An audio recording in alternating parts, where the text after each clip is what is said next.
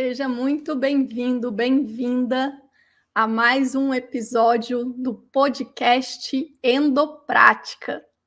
Gente, é o seguinte, se você é médico e se interessa pelas doenças endócrinas, se você quer atender os seus pacientes no dia a dia com doenças endócrinas com mais segurança, você quer saber o que você está fazendo, então você está no lugar certo, porque esse podcast existe exatamente para isso, para você ver que é possível sim você diagnosticar e tratar as doenças endócrinas aí do dia a dia, né, as doenças comuns na endocrinologia, de uma forma segura, sabendo o que você está fazendo, beleza? Bom, meu nome é Monalisa Azevedo, eu sou endocrinologista há 18 anos e eu ensino médico de qualquer área, mesmo aquele que não fez residência, a abordar as principais doenças endócrinas com segurança e excelência. Maravilha! Então, é o seguinte, nesse podcast, a gente discute casos clínicos da vida real. Então, hoje, a gente vai discutir um caso clínico para abordar o tratamento com radioiodo, o famoso tratamento com iodo radioativo no hipertireoidismo. Então, é o seguinte, olha, se você ainda não está inscrito aqui no nosso canal, inscreva-se no nosso canal. Se você está assistindo a esse podcast pelo YouTube, eu quero te convidar para se inscrever no canal. Se você está acompanhando o podcast, né, em plataforma de áudio, eu também quero te convidar para se inscrever no nosso canal do YouTube, porque o canal é totalmente dedicado ao médico que se interessa pelas doenças endócrinas. Beleza? E aí é o seguinte, hoje aqui eu vou te mostrar de uma forma bem prática, gente. É tipo assim, não é para, vamos ler o capítulo, né, do tratamento do hipertireoidismo, não é nada disso, não é para a gente ver coisas teóricas soltas, não. A ideia é a gente ver como é que você faz ali no dia a dia mesmo, no campo de batalha, quando você está diante do paciente, como é que você deve manejar, como é que você deve raciocinar para que você possa manejar da forma correta, da forma que vai trazer o maior benefício para o seu paciente. Beleza? Então, eu também quero te convidar para deixar o like aqui, se você está assistindo o vídeo, e compartilhar com outros colegas, né, esse conteúdo aqui, porque a ideia é a gente difundir as informações sobre as doenças endócrinas para que o maior número de colegas possível tenha acesso a esses conhecimentos que a gente discute aqui. Maravilha! Então, vamos lá. É o seguinte, é uma paciente do sexo feminino, ela tem 34 anos de idade. E aí, essa paciente, ela já havia consultado, né, numa primeira consulta anterior, onde ela apresentava sinais e sintomas que nos levaram à suspeita de hipertireoidismo. Então, ela fez a dosagem do TSH, do T4 livre, que vieram compatíveis com hipertireoidismo, e ela realizou uma cintilografia de tireoide para a identificação da etiologia desse hipertireoidismo. Então, assim, hoje o nosso objetivo não é falar sobre o diagnóstico, tá? Mas só lembrando rapidamente, né? Então, no hipertireoidismo, a gente tem um caminho. Primeiro, a gente vai verificar se o paciente tem realmente a síndrome, né, de excesso de hormônio tireoidiano na circulação, ou seja, se o paciente realmente tem hipertireoidismo, se você está suspeitando disso, a primeira coisa é dosar o TSH e o T4 livre. Se esses hormônios vêm compatíveis, né, um TSH suprimido com o T4 livre aumentado, você tem um diagnóstico sindrômico e aí você precisa definir a causa. Para definir a causa, você pode usar algumas ferramentas, né, alguns métodos diagnósticos. Entre eles, você pode usar a cintilografia de tireoide. Você também pode usar a dosagem do TRAB, um ultrassom também pode ser útil na investigação. Então, assim, não necessariamente todos os pacientes precisam fazer a cintilografia, mas a paciente que a gente está vendo no caso hoje aqui, ela realizou uma cintilografia de tireoide. E olha só, então deixa eu te contar aqui os exames dela. Ela veio com um TSH inferior a 0,01, tá? Um TSH zerado, né? Vamos dizer. E um T4 livre de 3,8. O valor de referência desse laboratório para o T4 livre é de 0,78 a 1,8, certo? E aí ela veio com um T4 livre de 3,8, ou seja, dosagens hormonais compatíveis mesmo com hipertireoidismo. E aí a cintilografia dela mostrou o seguinte, eu tenho que ampliar aqui, senão eu não consigo enxergar.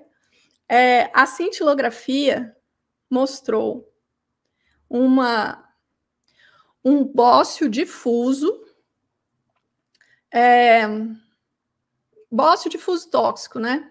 Na verdade, assim, a glândula difusamente aumentada de volume, com captação de iodo de quanto?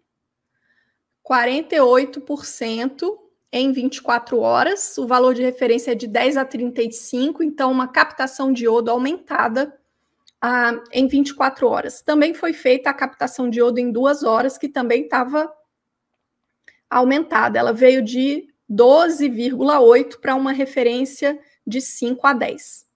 Então, com isso, a gente teve o diagnóstico etiológico, né? Então, ela chega hoje trazendo a cintilografia, que mostra que o diagnóstico etiológico do hipertireoidismo dela é doença de Graves. Ela tem um bócio difuso tóxico. A imagem cintilográfica mostra a tireoide difusamente aumentada e hipercaptante de iodo, e a captação numérica, né, medida, mostra uma captação aumentada, tanto em 2 horas quanto em 24 horas. Beleza. Bom, só a captação aumentada de 24 horas já seria suficiente, tá bom? Porque às vezes você pode pensar, mas por que fez a captação de 2 horas?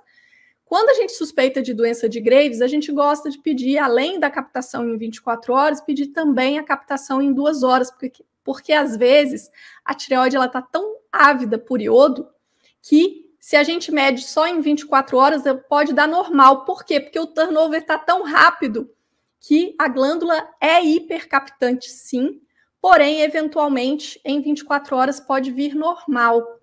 Então, a gente acha interessante pedir em 2 horas também para identificar, né, esses casos que eventualmente podem passar batidos. Mas se a paciente tiver feito somente a captação com 24 horas, que é o padrão do exame, e ela vem aumentada, acabou, né? Não tem dúvida, isso é doença de Graves mesmo. Bom, maravilha. Então, para essa paciente foi cogitado, né? Qual o melhor tratamento? Lembrando que o tratamento para a doença de Graves, a gente tem 3 opções de primeira linha. É o radiodo, é a tionamida, né? A droga antitireoidiana, e é a tireoidectomia. As 3 são de primeira linha. Porém, a gente vai individualizar. Então, a gente vai ter um paciente que vai ter mais benefício com um tratamento, outro paciente que vai ter mais benefício com outro. E também a gente tem que ver a situação, a realidade, né? Às vezes você está em um centro que oferece a possibilidade de tratamento com radiodo, ok, essa vai ser uma alternativa. Mas se o seu paciente vive em um local que não tem acesso, né, já que o tratamento com radiodo é um tratamento da medicina nuclear, então, se o paciente não tiver acesso, então, essa não vai ser uma opção. Então, enfim, mas aqui, agora a gente vai focar na questão tratamento, beleza? E para essa paciente, cujas iniciais são MGF, tá? O nome dela, eu não vou falar o nome dela, mas enfim, para essa paciente foi optado pelo tratamento com radiodo. Então, vamos lá. Como é que a gente vai indicar esse tratamento, né? Então, como é que a gente vai fazer? Primeira coisa. Eu tenho que colocar, então, na prescrição a dose. Bom, essa é a primeira informação importante. É o seguinte, não é você que define a dose. Então, na doença de Graves, o tratamento com radiodo, ele pode ser feito através de uma dose individualizada, calculada para cada paciente. E aí, nesses casos, o que é levado em consideração para fazer esse cálculo, né? Tem uma fórmula que vai usar a captação de iodo, que é uma informação que vem lá do exame, né, da cintilografia com captação, e também o volume da glândula. Então, esses dois parâmetros vão entrar na fórmula para se definir qual a dose de iodo. Outra possibilidade é a de se usar uma dose fixa. Quer dizer, todo e qualquer paciente com um hipertireoidismo por doença de Graves que chegar lá na medicina nuclear vai tomar a mesma dose. Então, a medicina nuclear é que define isso. Se ela vai utilizar dose fixa ou se ela vai utilizar dose calculada.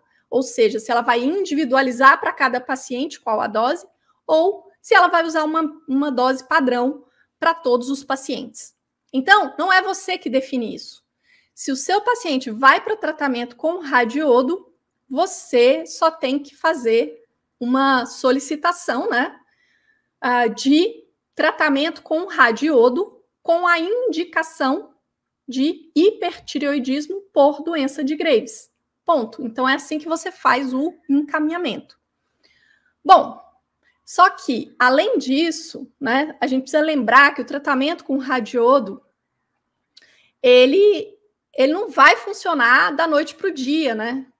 Então, se a gente lembra como é que é o mecanismo, né, a pessoa vai tomar um iodo pela via oral, e aí esse iodo vai ser absorvido, ele vai circular, e ele vai concentrar lá na tireoide, porque a tireoide está doida por ele, né? A tireoide é a única glândula no nosso organismo que tem um mecanismo de captação ativa, né? De transporte ativo do iodo para o meio intracelular e também de utilizar esse iodo lá dentro da célula folicular da glândula. Então, esse iodo ele vai se concentrar lá dentro. E o interessante é que esse iodo ele emite radiação. Então, ele vai ficar concentrado lá dentro da tireoide e vai ficar emitindo radiação. Essa radiação vai provocando uma destruição actínica desse tecido, né, tireoidiano, dos folículos, do parênquima tireoidiano. E aí, o que vai acontecer? Essa destruição, né, essa reação aí, vai levando a um processo inflamatório, né, com evolução para fibrose, ou seja, vai destruir a tireoide, né? Vai destruir os folículos. Esse que é o mecanismo de ação do radiodo. E isso leva tempo, minha gente. Isso leva tempo. Então, quando a gente define que uma paciente vai ser tratada com radiodo, a gente tem que pensar, até ela ir lá na medicina nuclear, realmente agendar, tomar o remédio. Depois que ela tomar, ainda vai demorar para isso exercer efeito. Então, durante todo esse período, a gente precisa de um tratamento sintomático para melhorar aquelas queixas e aquelas manifestações, né, de taquicardia, tremor, agitação, insônia e tudo mais. Então, se o paciente tem sintomas ou se o paciente tem uma frequência cardíaca frequência cardíaca a partir de 100, o paciente precisa de um sintomático. E a droga de primeira linha é o beta-bloqueador, né? Pode ser um propanolol, atenolol, enfim. Essa vai ser a primeira escolha. Se o paciente tiver alguma contraindicação ao uso de um beta-bloqueador, daí você pode usar um bloqueador de cálcio, né? Do tipo verapamil ou diltiazem. Para quê? Para ter um efeito principalmente no coração, né, de reduzir a frequência cardíaca. Beleza? Então, o paciente tem que sair dali, dessa consulta, a nossa paciente MGF, se eu não me engano, ela vai precisar sair daqui com um encaminhamento para a medicina nuclear, para ela receber o tratamento com radiodo e também com uma prescrição de um beta-bloqueador. Beleza? Muito bem. Feito isso, o que acontece? Você fez isso, maravilha. E aí, o que você vai orientar? Quando é que a paciente deve voltar? Então, você, seguindo aquela linha de raciocínio, gente, pensa bem, ó. Para você atender os seus pacientes com segurança, para você saber o que você está fazendo, você atender, né? Prescrever, sabendo o que você está prescrevendo, fazer as coisas consciente daquilo que você está fazendo, você realmente tem que entender a coisa, né, com uma certa profundidade. É esse exercício que a gente está fazendo aqui. Eu acho que você já percebeu isso, né? Mas a gente vai continuar fazendo. Então, vamos continuar na linha de raciocínio que, se você sabe qual que é o mecanismo de ação do radiodo, eu acabei de te explicar ele aqui, né, rapidamente. Então, que todo o caminho, né, que o iodo radioativo vai fazer e como que ele vai exercer esse efeito de controlar a secreção excessiva de hormônios tireoidianos. Então, se você entende isso, você também entende que não adianta você falar para o paciente ir lá, tomar iodo e pedir para ele retornar daqui uma semana ou daqui 15 dias com novos exames. Por quê? Porque simplesmente não deu tempo, né? Para acontecer tudo aquilo que eu falei, todo aquele caminho, para o iodo fazer todo aquele caminho. Gente, isso leva semanas. Então, como é que a gente costuma fazer, né? O que a gente considera razoável como uma forma de acompanhamento? Olha só, vai demorar semanas. Em geral, não vai demorar menos do que um mês para o iodo fazer efeito. Quer dizer, para aquele excesso de hormônio tireoidiano normalizar, né? Não vai demorar menos do que um mês. Por outro lado, a imensa maioria dos pacientes vai responder ao iodo, controlando o excesso, né, de hormônio tireoidiano em até 60 dias. Então, a maioria dos pacientes vai cair nesse limbo aí, entre 30 e 60 dias de prazo para esse iodo fazer efeito. Então, na prática, como que a gente costuma fazer? A gente costuma pedir para o paciente retornar com aproximadamente 40, 45 dias, sabe?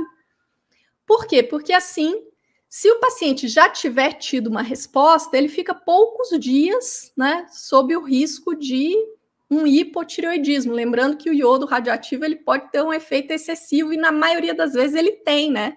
Ao invés de simplesmente normalizar os hormônios tireoidianos, não. O paciente passa de hipertireoidismo para um hipotireoidismo. Então, se a gente pede para o paciente retornar com mais ou menos uns 40, 45 dias, se ele for um daqueles, se ele cair no grupo daqueles que responde mais rápido, né, ele vai ficar ali no máximo alguns dias em hipotireoidismo. Por outro lado, né, as chances de ele retornar já com um controle do hipertireoidismo são maiores do que se a gente pedir para ele voltar mais cedo, mais precoce. Então, o raciocínio é esse, é de que, em geral, essa resposta vai acontecer na maioria dos pacientes entre 30 e 60 dias.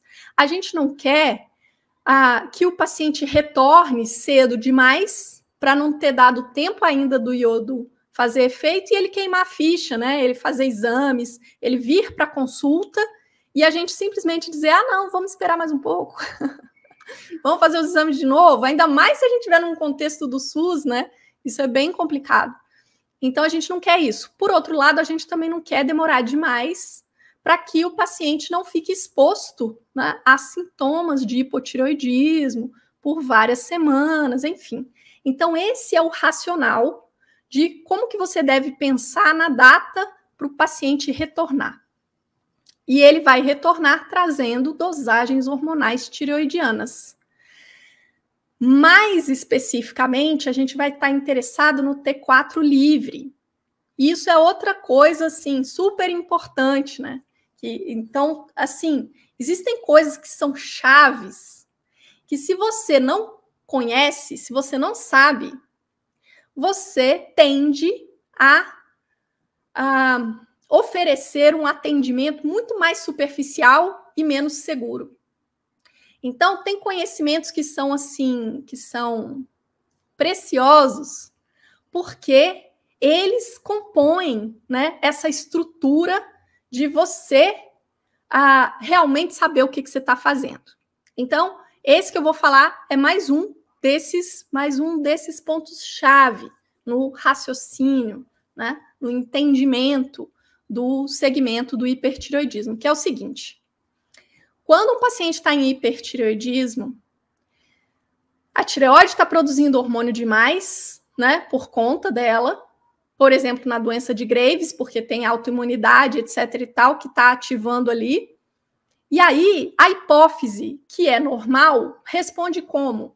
Ela suprime a produção de TSH, né? O TSH fica lá embaixo. Ou seja, a hipófise ela fica dormindo, ela fica hibernante, ela fica num sono profundo. E aí, gente, o que acontece? Quando o paciente é submetido a um tratamento, por exemplo, um radiodo, ou poderia ser também uma tionamida, por exemplo, o que vai acontecer? A produção excessiva de hormônio é controlada, né? E daí, só que a hipófise pode continuar dormindo, ela pode continuar hibernante, ela pode demorar para acordar e perceber, nossa, olha, não tem mais excesso de produção de hormônio, deixa eu voltar a trabalhar, né? Deixa eu voltar a mandar a tireoide fazer hormônio. Então, esse processo pode demorar meses. Até 6 meses é o período que pode demorar para o TSH desbloquear, que a gente chama. Em geral, na primeira consulta de reavaliação do paciente que faz um tratamento para o hipertireoidismo, em geral, o TSH ainda vai estar suprimido. Ou seja, é esperado, é possível que, quando você for ver o resultado dos exames dessa primeira reavaliação, com, por exemplo, 45 dias, é bem possível que o TSH ainda esteja suprimido. E isso não vai ter nenhuma implicação no seu raciocínio, porque isso simplesmente pode significar que a hipófise ainda está dormindo, está hibernante, mas não explica qual que é o status tireoidiano nesse momento. Quer dizer, será que o tratamento funcionou ou não? A dosagem do TSH nesse momento ela não nos ajuda se ele vier suprimido. Bom, então o exame mais importante é o T4 livre, porque esse sim vai refletir como é que a tireoide está. Então, quando o paciente retorna, se você puder pedir os 2 exames, maravilha, porque pode ser que o TSH já tenha se desbloqueado. Porém, se você tiver que escolher escolha o T4 livre, porque o T4 livre é uma informação mais preciosa nesse contexto do que o TSH, beleza? Muito bem, então foi isso que a gente orientou para a nossa paciente, e aí ela saiu com o encaminhamento para o tratamento com radiodo, saiu com a prescrição de beta-bloqueador e com um pedido de TSH e T4 livre para ela fazer 45 dias depois de receber o tratamento com radiodo e com a orientação de retornar trazendo esse resultado, beleza? Muito bem. E aí, 2 meses depois, eis que a nossa paciente, MGF, de 34 anos, retorna. E aí ela traz, né, um documento informativo lá da medicina nuclear, dizendo que ela recebeu a dose de 18 miliquirris de iodo 131. Aqui em Brasília, as doses de iodo elas são calculadas. Os centros de medicina nuclear daqui da cidade, eles calculam dose. Mas isso varia, né? Como eu falei no início. Então, pode ser que na sua região, pode ser que a medicina nuclear pratique uma dose fixa. Tá tudo bem. Bom, a nossa paciente, então, ela recebeu 18 miliquirris de iodo e ela vem hoje trazendo o resultado de TSH e T4 livre. Gente, o TSH dela continua inferior a 0,01. E o T4 livre dela, que era 3,8, agora veio 0,72. Para um intervalo de referência que vai de 0,78 a 1,8. Ou seja, o T4 livre dela, que era alto, agora veio abaixo do limite inferior da referência. Clinicamente, ela está muito bem, obrigada, ela não tem sintomas. E ela está em uso de propanolol, que havia sido prescrito na consulta anterior. Muito bem.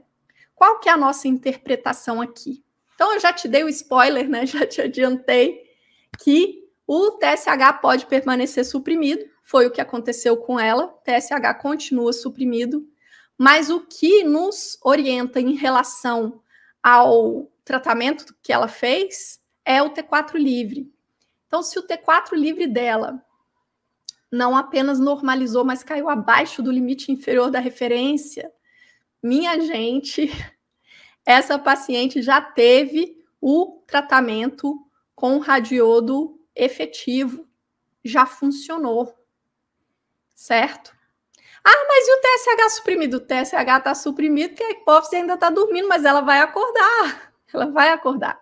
E esse TSH não reflete o status hormonal dela hoje. Muito bem. E aí? E aí, o que a gente tem que fazer, né?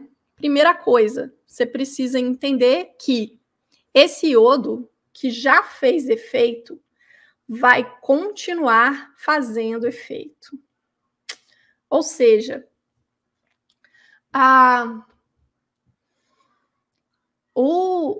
nas próximas semanas, existe uma tendência para esse T4 livre cair ainda mais.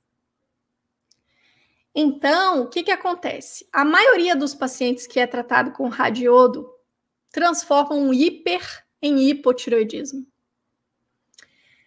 E a maioria desses pacientes tem um hipotireoidismo que vai ser definitivo. Algumas vezes o paciente pode fazer uma fase de hipotireoidismo e depois, né, normalizar a função tiroidiana, mas isso é bem menos comum. A maioria dos pacientes vai desenvolver um hipotireoidismo definitivo. Então, olha, a nossa paciente ela caiu bem no grupo do geralzão mesmo, né, do que costuma acontecer. Então, o tratamento com radiodo foi efetivo e hoje o hipertireoidismo dela já foi transformado em hipotireoidismo. E aí, o que acontece? Primeira coisa, gente, se o T4 livre normalizou, eu tiro o beta-bloqueador. Eu tiro o sintomático. O sintomático estava aí para controlar esses sintomas adrenérgicos e tal, enquanto o tratamento efetivo não fazia efeito. Se o tratamento já fez efeito, a paciente já não tem mais excesso de hormônio tiroidiano circulante, não faz mais sentido. Então, primeira coisa, suspende aí o propanolol, tá bom? Suspende o propanolol. E aí, o que a gente vai fazer?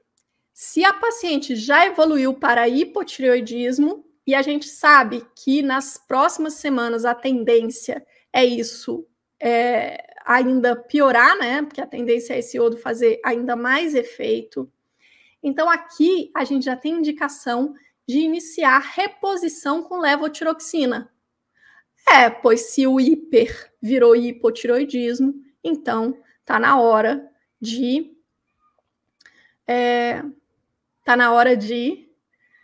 iniciar a reposição com levotiroxina. Então, é isso aí que a gente tem que fazer agora, prescrever levotiroxina para ela, né? E reavaliar em 6 a 8 semanas, conforme o clássico, né, do tratamento do hipotireoidismo. Então, nesse momento, a paciente não tem sintomas, mas ela já tem o T4 livre abaixo do limite inferior. A paciente tem sintomas, mais uma razão. Mas lembrando que aqui mas o TSH está suprimido, só que o TSH não me interessa nesse momento, certo? Então, assim, as coisas vão se encaixando, elas vão fazendo sentido. E aí, como é que você vai fazer essa reposição com levotiroxina?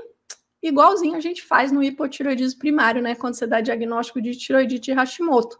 Você especula mais ou menos quanto que vai ser a dose de acordo com o peso corporal, né, da paciente, aí você inicia uma dose e daí você vai reavaliar em 6 a 8 semanas, certo?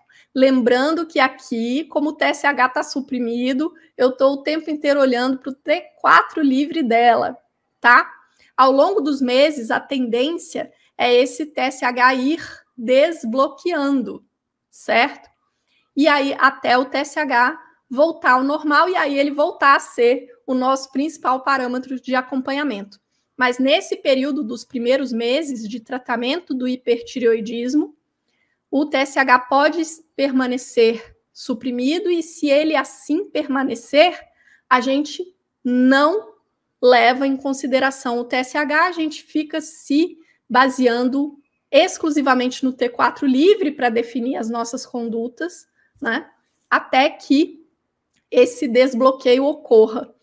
E esse desbloqueio vai ocorrer ao longo dos meses, né? E o prazo máximo, limite aí, são 6 meses. Mas, em geral, nos primeiros meses, né, ele pode vir igual veio da nossa paciente, veio totalmente suprimido na primeira reavaliação, mas a tendência é que, com mais 2 meses, né, 1 mês e meio, 2 meses, a tendência é que ele comece a desbloquear, né? Às vezes ele ainda está abaixo do limite inferior, mas ele não está tão suprimido mais. Ele vai desbloqueando ao longo do acompanhamento. Então, é assim que a gente raciocina, assim você consegue. É o seguinte, gente, você tem que. Essa forma de raciocinar que a gente viu aqui, ela nada mais é do que você entender o que está acontecendo com o seu paciente de verdade, para que você possa prever, né, como que as coisas podem acontecer. E olha, prever não é tipo, meu Deus do céu, agora eu tenho que virar como é que se diz? Uma adivinha aqui, né? Uma adivinha das coisas, não é isso não. É prever as possibilidades. Então, quando você realmente entende, né, o que está acontecendo com o seu paciente, você consegue prever as possibilidades. E com isso, você consegue saber qual a melhor forma de manejar, né? Como que você maneja com mais eficiência e como que você faz isso com total segurança. Porque se você tem se você raciocina, se você tem embasamento, daí você consegue fazer essas previsões e com isso, né, saber qual a melhor forma de conduzir. Então, hoje aqui, a gente fez todo esse exercício em relação ao tratamento com radiodo na doença de Graves, de uma forma bem prática, porque do jeito que a gente fez aqui, o próximo paciente ou a próxima paciente que chegar para você, você já vai ter um novo olhar, né? Muito mais embasado. Então, a ideia é essa, a ideia é que a endocrinologia pode sim ser descomplicada. As doenças endócrinas, elas podem sim ser abordadas pelos médicos com excelência, com segurança, porque não tem nenhum bicho de 7 cabeças, não. É só a gente desenrolar as coisas que o negócio flui, né? Então é isso aí. Se você gostou desse vídeo, deixa o seu like, compartilhe com o maior número de colegas possível. E se você tiver dúvidas, comentários, sugestões, não deixe de postar aqui abaixo, tá bom? E esse aqui foi mais um episódio do podcast Endoprática. Então, é isso aí. Um beijo grande e eu te vejo na próxima.